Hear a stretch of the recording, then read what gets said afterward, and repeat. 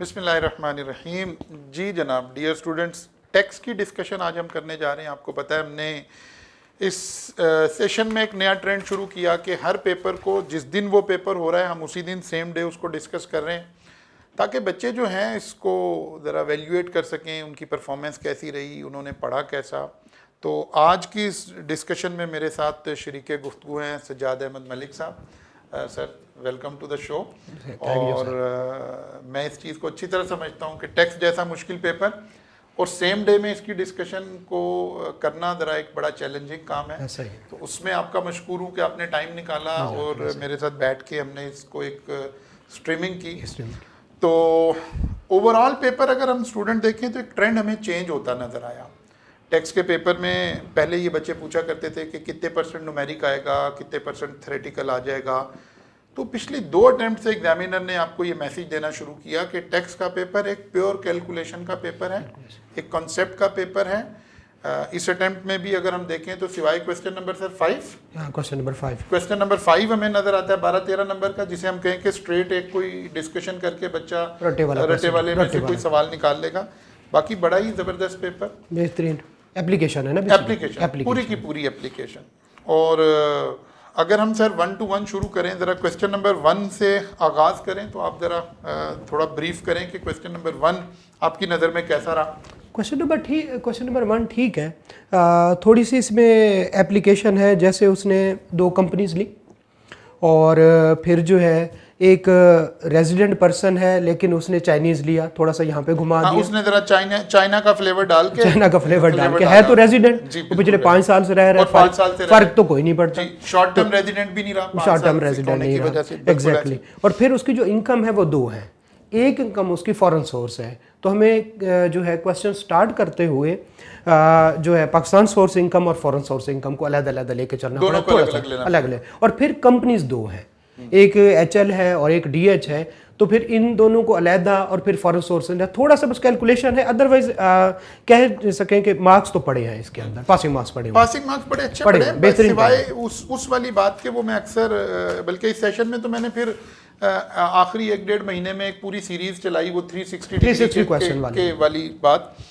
तो एग्जामिनर ने क्या किया, उसी हर बात को दोनों एंगल पूछने के लिए उसने एक HL कंपनी ले ली और HD कंपनी ले ली, ताकि वो 360 डिग्री पर चीजों को ट्विस्ट कर सके। दोनों कि एक तरफ एक तरह की बात आ जाए, दूसरी तरफ आ जाए। फॉरेन इनकम भी पूछ लिया, रेजिडेंट है लेकिन है तो फॉरेनर जी, दोनों चीजें उसने, और हर तरफ से। जैसे अगर 1 to 1 हम चले ना जी, सैलरी बेसिक सैलरी तो आ गई। अब मेडिकल अलाउंस उसने लिया, एक कंपनी में उसने वो बेसिक सैलरी का 10% रखा और दूसरे में 10% से एक्सीड किया। एग्जैक्टली वही थीम है कि यार आप दोनों रुख पढ़ें। एग्जाम्प्ट भी है और taxable at the same time उसने एग्जाम्प्ट भी कर लिया और टैक्सेबल भी कर लिया। बिल्कुल ठीक है। इसी तरह आप देखिए वो जो लंच प्रोवाइडेड वाली बात आ रही है, एक जगह पे अब एग्जाम्प्ट है और दूसरी जगह पे एक जगह उसने वो होटल इंडस्ट्री में डाल के उसका वो रुख चेक कर लिया बच्चे। बिल्कुल ऐसा है। आगे क्या उसको पता है कि सेम बिजनेस हो तो वो एग्जाम्प्ट, एडिशनल कास्ट जहाँ पे ना, एडिशनल कास्ट। यानी वो जो बच्चे लाइनों से टैक्स पढ़ रहे हैं ना, वो रह गया, वो काम खराब, वो बच्चा रह गया। ये वही बच्चा कि ग्रिप में बच्चा जब भी आता है, जब वो फ्लो चार्ट्स बने हों कि यार ये सिनेरियो ऐसे देखना है, ये सिनेरियो ऐसे देखना है, ये सिनेरियो ऐसे देखना है, तो बिल्कुल आपके वाली बात है कि अब ये रट्टे वाला नहीं रहा, ये प्योर जो है अब न्यूमेरिकल वाला सब्जेक्ट बन गया है, एप्लीकेशन वाला एग्जैक्ट वर्ड अगर हम यूज करें तो एप्लीकेशन वाला। बिल्कुल सही है। फिर उसने बड़े अच्छे तरीके से बीच में इनकॉर्पोरेट किया इनकम फ्रॉम प्रॉपर्टी को और इतने खूबसूरत तरीके से ये बिल्कुल जो है मतलब भूल ही जाए कि मतलब ये इनकम फ्रॉम प्रॉपर्टी भी है। जो एडजस्टमेंट, जो चौथी एडजस्टमेंट है उसमें हाँ liability of employee paid by employer वाज़े तौर पर तो ये नजर आ रहा है। अच्छा, लेकिन ये भी बच्चे को जरा टेक्निकली सोच के ही पता चलेगी ये वाली बात भी है। हम देखें पहली दफा हम जो डिस्कस कर रहे थे तो बिल्कुल सही वाली बात है, सही कह रहे हैं। इसको आप देखें, एडजस्टमेंट नंबर 4 उसने कितने खूबसूरत तरीके से बहुत अच्छी एडजस्टमेंट है। उसमें उसने एक एडजस्टमेंट में 3 बातों को शामिल कर दिया। बिल्कुल सही कह रहे हैं। नंबर 1, पुराने एम्प्लॉयर से लोन चल रहा था विच वाज इंटरेस्ट फ्री, उस पे सैलरी इनकम में ऐड होगा, ठीक है जी सर। नए एम्प्लॉयर ने वो लाइबिलिटी पे ऑफ कर दी तो लाइबिलिटी ऑफ एम्प्लॉय सबसेक्शन 4 लग गया, 4 lakh liability of an employ paid by employer वो लग गया। बिल्कुल। और फिर ये लोन यूटिलाइज हुआ था घर बनाने में, वहां उसने रेंटल इनकम उसकी डाल दी। जी सर, तो 3 है, बहुत ही खूबसूरत है। और आपके वाली बात 360 कि वो उसके हर पकड़ो एक लाइन को हाँ, और उसके हर एक हर एंगल को देखो, ये वाली बात यानी है। एग्जामिनर ने कमाल किया इस सारे के अंदर। बिल्कुल, ये फोर्थ एडजस्टमेंट मजा आया इसको पढ़ के। बिल्कुल ऐसे ही कि अगर कोई 360 पे सोचता है तो वो है, अगर कोई रट्टा लगा के चल रहा है तो उसके वाली का कोई एक आध बात को पकड़ेगा। हाँ, कोई एक पकड़ेगा दूसरी छोड़ देगा। सही फरमा रहे, सही फरमा। फिर उसी तरह उसने फॉरेन सोर्स इनकम बड़े अच्छे तरीके से एडअप किया और बाहर टैक्स भी पे कर दिया और नेट ऑफ टैक्स अमाउंट दे दी ताकि आप ग्रॉस अप कर कैलकुलेशन भी करवा ली, ग्रॉस अप वाली करवा ली और पूरे क्वेश्चन को चेंज कर लिया foreign source, foreign tax credit का, फॉरेन सोर्स इनकम का।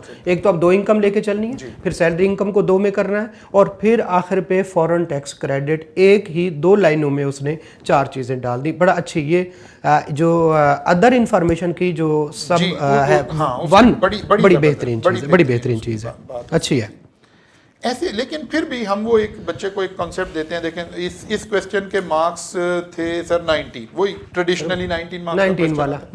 तो उसने 19 मार्क्स में अगेन 12, 14, 15 नंबर वो पड़े हैं जो बच्चा सिर्फ सेंसिस पे कंट्रोल रखेगा और आगे चलता जाएगा तो पिक कर लेगा। बिल्कुल ऐसे 4-5 नंबर ऐसे हैं जो टेक्निकल हैं, जो क्रिटिकल हैं, जो 3D 360 के बगैर समझ नहीं आएंगे। बिल्कुल ऐसे। लेकिन नंबर पड़े हुए थे, सस्ते पड़े हुए थे, बच्चा पिक कर सकता था। सर ये अगर मैं कहूँ कि अगर जिसने नर्व पे कंट्रोल रखा है जी तो उसके लिए बड़े मार्क्स है इसमें। 90s में से 15 मार्क्स एटलीस्ट ले सकता, जैसे आपने कहा है कि 15 ले सकता है। अच्छा, लेकिन सर एक बात अगर मैं कहूँ इसमें ये भी जाती नज़र आ रही है कि आइंदा ये जो चौथी एडजस्टमेंट है और अदर इंफॉर्मेशन की पहली एडजस्टमेंट है, ये अब बढ़ेंगी कि सर वो तो देखें। अब मैं अक्सर एक बात कहता हूँ कि सर अब ये पेपर इंसानों ने नहीं बनाना। बिल्कुल सही कह रहे। अब ये इंसानों ने नहीं बनाना, ये आर्टिफिशियल इंटेलिजेंस ने पेपर बनाने हैं। उसने 360 डिग्री को ऐसे घुमाना है। अभी तो हम मतलब शायद एज ए पॉइनियर ये बात कर रहे हैं ना, ये कॉन्सेप्ट हमने एक सीरीज शुरू की, बच्चे को समझाना शुरू किया। सर ये जरूरत बन जानी है जब आर्टिफिशियल इंटेलिजेंस बीच में से चीजें निकाल के लाएगी। सारी चीजें उसके पास पड़ी हुई हैं। इंसानी माइंड तो है नहीं कि भाई एक हद तक रहे, उसने तो सारा इकट्ठा करके दे दिया। बिल्कुल सही कह रहे हैं। तो अब टीचिंग में भी चैलेंज है। बिल्कुल सर, टीचर्स को अपनी मेथोडोलॉजी इस पेपर के बाद चेंज करनी पड़ेगी। 100% बात है। मैं यही, हमारी डिस्कशन पहले भी हो रही थी कि अब इसको वो बढ़ाएगा। अब तो 15, 14, 12 मार्क्स पड़े हुए। देखें आप क्वेश्चन नंबर 2 पे आए ना, जरा क्वेश्चन नंबर 2 ओपन करें। मुझे दिखाएं आज तक सीए फाइनल में ऐसा सवाल आया हो या इस लेवल पे आया हो सवाल दिखाएं। कभी भी नहीं आया। इससे ज्यादा अच्छी एग्जांपल 360 की क्या हो? कमाल क्वेश्चन। उसने सिर्फ एक बात को पकड़ लिया, क्या जी? Interest income. बिल्कुल ऐसी बात है जी sir. Interest income, other source of income, उसके 1, 2, 3, 4, 5, 6 एंगल बना पूछे आपसे और उसने एक पॉइंट के खड़े होके 360 पर उसने 6 एंगल पूछे। बल्कि मेरे एक स्टूडेंट की मुझे कॉल आई जब पेपर खत्म हुआ, उसने कहा सर लगता है एग्जामिनर ने आपकी वीडियो सुन ली है। मैंने कहा क्यों, क्या हो गया? अच्छा, जब भी मैंने अभी पेपर नहीं देखा था। मैंने कहा क्या हो गया बेटा? कहता सर 360 डिग्री का सवाल आ गया सारा। उसने एक पॉइंट पे खड़े होकर कौन सा आ गया घुमा दिया। कहता सर आपकी वीडियो में भी ये बात चल रही थी और आपने बात भी इसी टॉपिक पे की हुई थी, क्योंकि वो मैंने जो फाइनल का क्वेश्चन डिस्कस किया था उसके अंदर यही वाली बात थी। एग्जैक्टली यही वाली बात कि 5 मिलियन से ऊपर जा रहे हैं तो क्या करना है, 5 मिलियन से नीचे आ रहे हैं तो क्या करना है, ये सारी बातें वहाँ डिस्कस हुई थी। फिर उसने इस सवाल को इतनी खूबसूरती से बनाया कि उसने बच्चे को कहा कि यार इसमें ठीक भी है गलत भी है, गलत भी है, जरा मैदान में आ जाओ। 7 गलतियां जैसे कि आप कल फरमा रहे थे। देखें उसने 7 मार्क्स लिए ना, 7 मार्क्स, अब बंदे गिने तो 6 हैं जी सर। ये डिवीजन कैसे होगी? बिल्कुल सही है। फिर आपको पता है जब मैं और आप बैठे और हमने इसे एक्सप्लोर किया, बल्कि आपने ही पॉइंट आउट किया कि असल में सर 7 गलतियां हैं इसमें। 7 मार्क्स है, 7 गलतियां, हर गलती का एक नंबर है और 50% से ज्यादा ठीक है। यानी जो बिलाल साहब हैं, ये दूसरी एडजस्टमेंट की बात कर, कोई नंबर नहीं देना, वो बिल्कुल ये ठीक सारा है भी ठीक है। ठीक, वो सही लिखा हुआ ये है, सारा ठीक है, वो सही लिखा हुआ तो है, जिसमें जितनी गलतियां हैं हर गलती का एक नंबर, एक नंबर है, तो बिल्कुल एग्जैक्टली सही फरमाया। 7 एरर थे इस टेबल के अंदर। जी sir. Taxability of interest and income वाले जो 3 कॉलम थे, ये बेसिकली तो बने ना 18, इन 18 में से 7 गलतियां, 7 गलतियां, हर हाँ, गलती 18, को ठीक हो गया। आइडेंटिफाई करने का एक नंबर था। एक नंबर था, बिल्कुल सही अब है। ये बात मुझे बताएं, बच्चा किस टीचर ने पढ़ाई है और कहाँ बच्चा ऐसे तैयार होके गया है, सिवाय एप्लीकेशन ऑफ माइंड, सिवाय 360 डिग्री के, 360 कि आप एक सेक्शन को पढ़ें यार, उसका हर एंगल पढ़ें। हम बार बार क्लास अच्छा, फिर एक सेक्शन भी तो नहीं है ना, सेक्शन 46, सेक्शन 7B, 151, तो मतलब 3 आप समझे कि 360 डिग्री के कॉन्सेप्ट का प्रोमो था, ये प्रोमो सवाल था, बड़ा बेहतरीन है। ये हो रहा है, वही वाली मेरी बात यही कि अब बता रहा है कि आंदा भाई तैयार हो के आए, खाली लतीफों से और जुगतों से जो वो तैयारी काम नहीं करके चलने आ रहे वाला, हैं, काम नहीं चलेगा, काम नहीं चलने आपको लॉ पढ़ना ही पड़ेगा, और सिर्फ ला नहीं पढ़ना पड़ेगा, उसकी एप्लीकेशन। तो मैं अक्सर क्लास में, एक मेरा डायलॉग है क्लास का, मैं क्या करता हूँ कि बच्चे जब आप लॉ पढ़ रहे हो ना, तो लॉ आपने फरासत के साथ पढ़ना है, आपने रुक रुक के पढ़ना है, और 2 तरह से सोचना है कि इसमें क्या लिखा है, पॉज लें, सोचें क्या लिखा है, फिर सोचें क्या नहीं लिखा। आप वाली बात होगी, क्या नहीं लिखा, वो ठीक है, वो भी आपको क्या नहीं लिखना पड़ेगा, यानी बिल्कुल। हम तो अपनी स्लाइड में बच्चे को बना के बताते हैं, क्या देखो इस सेक्शन में ये लिखा है, ये नहीं लिखा है, सवाल नहीं लिखा में से भी आएगा, आता है, और आता है, बिल्कुल सही है। यानी यकीन जाने, मुझे इस पेपर को देखकर मुझे लगा कि यार अच्छा जाहिद, अब पेपर वहां पहुंचा है जहां हम ले जाने की कोशिश कर रहे हैं, पढ़ाना चाहते हैं, जहाँ पे आप स्टूडेंट को ले जाने की कोशिश कर रहे हैं।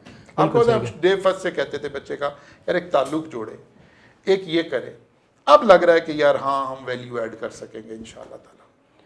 अच्छा, अब जब तक पेपर इस लेवल पे नहीं आएगा, फिर इस लेवल का पढ़ाने वाला बंदा, उसका फायदा कोई नहीं नजर आता। फायदा कोई नहीं। बच्चा कहता है यार सर ने एक्स्ट्रा पढ़ा दिया, तो अब बच्चों को नजर आया होगा नहीं एक्स्ट्रा नहीं पढ़ा दिया, सर ठीक कह रहे थे कि इस एंगल से पढ़ो, इधर पहुंच सकता है, इधर एग्जामिनर पहुंच सकता है। और आपको याद होगा हमारे जो एनुअल डिनर चल रहे थे, हमने 2 बातें की थी, एक हमने ये इंटरेस्ट की बात की थी, ठीक है, प्रॉफिट ऑन डेट की, और दूसरी बात की थी कॉटेज इंडस्ट्री कि ये इस तरह से पूछ नहीं रहा, पूछना चाहिए, और दोनों बातें इस दफा में आ गई। बस आप क्योंकि कॉटेज पे पहुंच गए तो जंप करके फिर पहले उधर चले जाते हैं, चले जी आप कॉटेज पे आ गए हैं तो फिर हम उधर चलते हैं।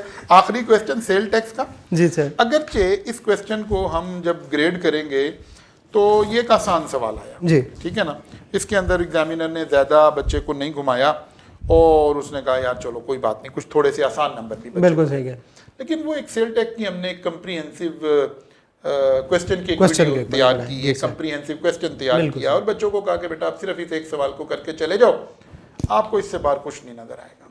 मेरी आपकी उस वक्त भी डिस्कशन हुई कॉटेज इंडस्ट्री के ऊपर। कॉटेज इंडस्ट्री एग्जामिनर ने आज से पहले 2 दफा इनडायरेक्टली इसको टच किया, ठीक है ना। एक वो था मुलाकात एसोसिएशन वाला, समथिंग इस तरह का सवाल का नाम, ठीक है ना, उसमें इधर जाता हुआ नजर आया वो। फिर उसके बाद वो साइलेंट हो गया कॉटेज इंडस्ट्री में। कॉटेज इंडस्ट्री इस हिसाब से बड़ा मजेदार कॉन्सेप्ट था कि जी उसके ऊपर 3% वाले टैक्स लगना है कि नहीं लगना। हमारी डिस्कशन एग्जैक्टली इस पे हुई थी कि वो लाइबल टू बी रजिस्टर्ड नहीं है, लेकिन है भी अनरजिस्टर्ड, है भी B2B, हाँ है भी B2B, लेकिन ये वो एक्सेप्शन है कि जिसके ऊपर 3% चार्ज नहीं होना, ठीक है ना। तो एक तो बड़ा अच्छा ये नजर है। फिर हम उस सवालों के अंदर वहाँ भी उसमें बच्चे को जब अगर वो वीडियो बच्चे अगर दोबारा भी देखें तो हमने कहा था कि यार सबसे पहले ना अपने सवाल को रीड करना सीखना है। एग्जामिनर की लैंग्वेज है क्या, इससे फैमिलियर हो। एग्जामिनर क्या करता है, आपको कहता है जी sale to registered person includes, और फिर उसमें आपको कुछ बातें बताता है। जैसे यहाँ उसने तीसरे पॉइंट में हम जैसे taxable good to registered person include, अब ये चीजें ऑलरेडी इंक्लूड हैं, यानी 220 मिलियन में ये शामिल है। अब हमें नीचे जो 4 पॉइंट लिखे हैं हमें देखना है कि शामिल होनी चाहिए थी या नहीं। अगर होनी चाहिए थी तो ठीक है, कुछ नहीं करना, बिल्कुल सही कह रहे हैं। और अगर नहीं होनी चाहिए थी तो एडजस्टमेंट करें। जैसे वारंटी क्लेम्स, अब वारंटी क्लेम नहीं शामिल होने चाहिए सेल में, दोबारा शामिल नहीं होते। जी ऐसा ही। इसका मतलब है ये 5 मिलियन माइनस होना चाहिए। लेकिन बाकी तीनों एडजस्टमेंट वो नजर आती हैं जो कि शामिल होनी चाहिए, बिल्कुल सप्लाई की डेफिनेशन में है, ऑलरेडी सप्लाई में शामिल है, आपको कुछ नहीं करना। बिल्कुल ऐसा है। फिर इसी तरह जो बाकी पॉइंट आ रहे हैं जहाँ ये पॉइंट नहीं लिखा हुआ वहाँ आपको डिसीजन लेना है। जी सर।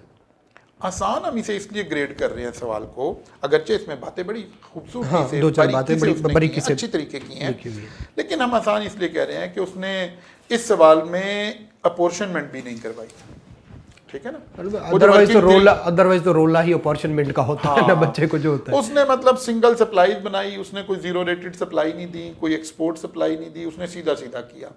बल्कि फिर वही बात है कि लगता है कि एग्जामिनर को भी लगा कि यार कॉटेज इंडस्ट्री को ही हम जरा थोड़ा बेहतर डिस्कस करें, तो उसने कॉटेज इंडस्ट्री को भी दोनों एंगल से डिस्कस किया है। बिल्कुल ऐसा है। परचेजेस भी दिए हैं, सप्लाईज भी दिए, दोनों दिए, ताकि बच्चा जरा थोड़ा सा घूमे और कॉटेज इंडस्ट्री को इस दफा हाँ, सही उसने उसको लिया। सही। बाकी सारी बातें सीधी सीधी नजर आती हैं।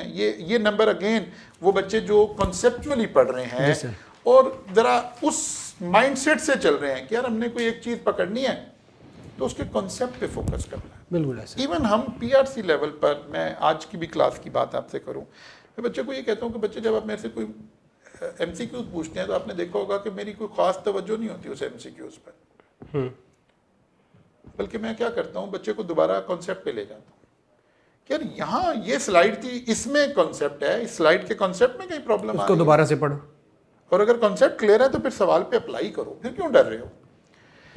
ऐसे ही सारे सब्जेक्ट बच्चे ने पढ़ने हैं। असल में बच्चे को मेंटली ग्रो अप करना पड़ेगा टीचर्स। स्पून फीडिंग की हद से ज्यादा सर हम बेड़ा गर्क कर रहे हैं बच्चे का, मदर लैंग्वेज यूज करके निकाल रहे हैं यार। हम क्या कर रहे हैं कि अब बच्चे को इस तरफ ला ही नहीं रहे कि वो टेक्स्ट को पढ़े, ओरिजिनल टेक्स्ट को पढ़े। इसी बच्चे ने आगे जाके ओपन बुक पेपर देने हैं।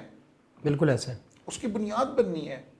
आपको देखा होगा, बल्कि मेरी वो अलग से भी सोशल मीडिया पे वीडियोस पड़ी हैं, वायरल होती हैं, कि जिनमें हम बच्चे को इवन सेक्शन तक रीड करना सिखाते हैं। हम उसे बताते हैं यार मे क्यों लगा, शेल क्यों लगा, ये लफ्ज़ क्यों लगा, नॉट विद स्टैंडिंग का क्या मतलब है, प्रोविजो का क्या मतलब है। और लॉ में तो चेंज इसी पे होता है, इसी से तो लॉ तो है इसी चीज का, इसी चीज का नाम। बिल्कुल ऐसा है, बिल्कुल है। हम चाह रहे हैं कि लॉ को हम शायद स्टोरी के तरीके में पढ़ा देंगे, लॉ की कोई इस तरह बना लेंगे। एग्जामिनर अब कह रहा है कि शायद नहीं, ऐसे नहीं गुजारा चलेगा। अब आपको प्रोफेशनली सोचना पड़ेगा। आपको पूरे सेक्शन के इंटर रिलेटेड चीज़ों के समराइज वर्जन बना के एक नज़र में आपके पास होंगी तो आप आगे चलेंगे। और अभी तो सिर्फ ये, आप अगर वाज़ेह फ़र्क देखें इस दफ़ा के कैफ के सारे पेपर में, खासतौर पर ग्रुप पे, खासतौर पर ग्रुप पे, ठीक है ना, वाज़ेह नज़र आ रहा है फ़र्क। ये किस चीज़ का फ़र्क आ रहा है सर? ये उसी मशीन लैंग्वेज का फ़र्क आ रहा है, मशीन लर्निंग का फ़र्क आ रहा है। सही कह रहे हैं, ये उसी का फ़र्क आ रहा है सर। बिल्कुल ऐसा। सर अगली दफ़ा की अटेम्प्ट में एग्जामिनर ने पेपर टाइप नहीं करना, आपकी मशीन ने पेपर बनाना है। सही कह रहे हैं। और जब मशीन ने पेपर बनाना है तो उसने, इसलिए आप एक्सटेंसिवली यूज कर रहे हैं आर्टिफिशियल इंटेलिजेंस को, कि दौर इसी का आना। मैं तो आपको पता है मेरा भाई माशाल्लाह इसमें एक्सपर्ट भी है, इसी शोबे का। अच्छा। तो उस वजह से मुझे कुछ ये एज भी हासिल है। और मैं तो एक लफ्ज़ बोलता हूँ कि सर आर्टिफिशियल इंटेलिजेंस और ह्यूमन इंटेलिजेंस की जब तक पार्टनरशिप नहीं होगी ना, अब हम आगे बढ़ नहीं सकते। बिल्कुल। हमें अपने पीआरसी के बच्चे तक को ये सिखाना पड़ेगा कि यार आपने आर्टिफिशियल इंटेलिजेंस से अब अपने आप की हेल्प कैसे लेनी है अपने आप को। बिल्कुल, क्योंकि टीचर ने सारा बैठ के पेपर नहीं बनाना, टीचर ने उसी की मदद से बनाना है। तो हमें देखना है कि यार मशीन का मिजाज क्या है, मशीन के मिजाज से पेपर कैसे बने। उसके पास सारा कुछ पड़ा हुआ है जी, और एट अ टाइम वो हर जगह पे पहुंच के 360 निकल आएगा। ये एक फुल फ्लैज बात हो, इंसान है वो देख रहा है, वही टॉपिक देख रहा है, उसी में से कर रहा है। इंसान तो शॉर्ट साइटेडनेस का शिकार होता है। बिल्कुल ये वाली शॉर्ट साइटेडनेस का शिकार हो जाता है। वो सामने जो पड़ा हुआ है उसी में से बना रहा है और बस। सही कह रहे हैं आप। तो मतलब मैं समझता हूँ कि मज़ा आ गया पेपर को देख के, ठीक है ना। इंशाल्लाह हम इसके ऊपर वर्किंग और भी करेंगे, थोड़ा बच्चों के साथ स्टैंडर्ड सोल्यूशन भी शेयर करने की कोशिश करेंगे। अच्छा, मैं अक्सर एक बात और भी कहता हूँ कि बहुत सारे टीचर ना घबराते हैं। लाइक हमने ये ट्रेंड शुरू किया ना, तो मेरे भी कई दोस्तों ने मुझे कहा कि सर एक ही करने लगे हो, सोल्यूशन आया नहीं आप पहले से। मेरी राय हमेशा से एक है कि देखें, एज ए टीचर मुझे ये दावा क्यों है कि मेरे पास एब्सोल्यूट नॉलेज है। मेरे पास तो एब्सोल्यूट नॉलेज नहीं है। जी सर। हाँ, मैं बच्चे को नॉलेज लेना सिखाता हूँ। तो अगर फ़र्ज़ करिए मैं ये टेक्स्ट का सलूशन बना रहा हूँ और इसमें कोई गलती भी आ जाती है, इंसान है, टू तो एरिज्म में? मैं इसमें मुझे कोई खतरा नहीं लगा। मैंने बी लॉ का सोल्यूशन दिया, मैंने सी लॉ का सोल्यूशन दिया, हमने दोनों ने दिया, बल्कि हमने मिलके उस पे मैंने का लफ्ज बोल दिया। नहीं सर, आप मेरे साथ मौजूद थे, मेजर कंट्रीब्यूशन आप मेरे साथ मौजूद थे। तो कहने का मतलब ये है कि हमें इस पे कोई शर्म ही नहीं है कि सर वो फलां एमसीक्यूज गलत हो गया तो बेटा फिर क्या हुआ। All these are contribution. ये मैं इसे जाती तौर पे खैर का काम समझता हूँ, ठीक है ना, कि एक खैर का पौधा लगाया जा रहा है, एक खैर का काम किया जा रहा है, हर आदमी को इसमें कंट्रीब्यूट। सर ओपिनियन है ना, बिल्कुल लॉ है तो ओपिनियन है, हर एक की डिफरेंट हो सकती है, पर ये नहीं है कि जो भी कह देगा वो हरफे आखिर है। That's it. और ये तो दावा नहीं हो सकता ना कि कभी भी हम एब्सोल्यूट हैं। आप देखिए कि इवन जब आई कैप सोल्यूशन देता है उसके ऊपर भी डिस्क्लेमर लगा होता है। और क्या उसमें नहीं है यार, कई दफा हम वो भी कहते हैं कि ये suggested solution, suggested answer, suggested solution की बात। तो इसलिए मैं अपने सारे कोलीग से कहता हूं कि जो लोग पढ़ा रहे हैं बच्चों को, जो बच्चों के मेंटोर हैं, वो इस हेजिटेशन से बाहर आ जाएं यार। हम एक पॉजिटिव माइंड के साथ एक काम कर रहे हैं, इसमें कुछ बातें ठीक हो जाएंगी, हो सकता है खुदा ना खास्ता कहीं गलती हो जाए तो एज अ इंसान हमें माफ़ कर दीजिएगा जनाब, हमारे से कहीं गलती हो गई तो मकसद तो यही है कि बच्चे इल्म के साथ जुड़ें, इल्म के जो चेंजिंग एनवायरनमेंट है उसको समझें और अडॉप्ट करें क्योंकि अब हमें खाली ह्यूमन बीइंग की उस तरह ज़रूरत नहीं है, हमें वो ह्यूमन बीइंग चाहिए। ये फ्यूचर के प्रोफेशनल बच्चे हैं, ये बेचारे सादा इलाकों से आते हैं, ये समझ ही नहीं पाते कि फ्यूचर की खूबसूरती भी यही है कि हर जगह से, बिल्कुल हर जगह का बच्चा, हम्बल बैकग्राउंड का बच्चा आता है, हम उसे पॉलिश करके हीरा बना देते हैं। तो इस हीरे को फी ज़माना चेंजिंग एनवायरनमेंट में बहुत ज़रूरी है अपने आप को एडजस्ट करना है। बिल्कुल ऐसा। तो पर्टिकुलरली वो सारे बच्चे यार जो जिनकी आखिरी अटेम्प्ट थी, और या जो बच्चों को वो थोड़ा सा लीन पीरियड है यार, इन्हें बैठें, टेक्नोलॉजी को सीखें, चीज़ों के साथ दोस्ती लगाएं, बहुत ज़रूरी है, ताकि ये इल्म बेस्ड गुफ्तगू जो है वो आगे चल सके। सर बहुत शुक्रिया आपका जनाब। कोई थोड़ी सी हमने कोई इनिशियल सी डिस्कशन की है इस पेपर के बारे में, लेकिन अगर हम पेपर के बारे में ओवरऑल कंक्लूड करें तो फिर एक मीडियम मॉडरेट पेपर था। हाँ, ये ज़रूर था कि ये पेपर डिमांड कर रहा था उन बच्चों से कि जिनके कॉन्सेप्ट की क्लैरिटी है और एप्लीकेशन न्यूमेरिकल एप्लीकेशन। वो जो 40-60 का फार्मूला था वो खत्म हो गया, खत्म हो गया। इवन उसने आप देखें सेल टैक्स में से उसने कुछ भी नहीं पूछा, इस तरह की कोई बात ही नहीं पूछी उसने। जहाँ वो आपसे कहता जी मुझे कॉटेज इंडस्ट्री की डेफिनेशन बता दो जी, मुझे सप्लाई की डेफिनेशन बता दो जी, वो कह रहा कोई चक्कर नहीं है, आपकी डेफिनेशन की कोई जरूरत नहीं है, एप्लीकेशन आप आ जाओ एप्लीकेशन करके दिखा दो। एक तो ये हो गया, और दूसरा क्वेश्चन जिस तरह से 2 है 360 की तरफ जा रहा है, लेकिन ओवरऑल अभी भी पासिंग मार्क्स पड़े हुए जी। इसके बावजूद ये तो हम एक एंगल है ना, इसके बावजूद पासिंग मार्क्स हर बच्चे के लिए अवेलेबल थे, और हम यकीनन आने वाले बच्चों को फिर यही दावत देंगे कि आपको तमाम सब्जेक्ट्स उसी तरह से पढ़ने चाहिए जिस तरह के पेपर्स आ रहे हैं। और सीए भी है, हाँ, सीए की सक्सेस का राज सिर्फ और सिर्फ आपके कॉन्सेप्ट की क्लैरिटी में छुपा है। ठीक है, तो इंशाल्लाह ताला जनाब फिर आखिरी पेपर अब एक रह गया आपका, शायद कल होगा वो इंशाल्लाह, और कल या परसों होगा, और फिर आप लोग फारिग हो चुके होंगे पेपर से। तो फिर आप इन वीडियोस को देखिए और अपने आप को वैल्यूएट भी कीजिए, और आइंदा के फ्यूचर के डिसीजन जो हैं वो बेहतर अंदाज से कीजिए। अपने मेंटोर की सिलेक्शन में ज़रूर इस चीज़ का वेटेज दीजिए कि कहाँ आपको कॉन्सेप्ट की क्लैरिटी मिलेगी, कहाँ आपको जो नई एनवायरनमेंट के सवाल हैं, नई एनवायरनमेंट की जो चीज़ें हैं वो मिल पाएंगे। हम उम्मीद करते हैं कि खैर के इस काम में अल्लाह ताला हमें आइंदा भी मौका देगा और हम इसमें हिस्सा डाली रखेंगे। Best of luck.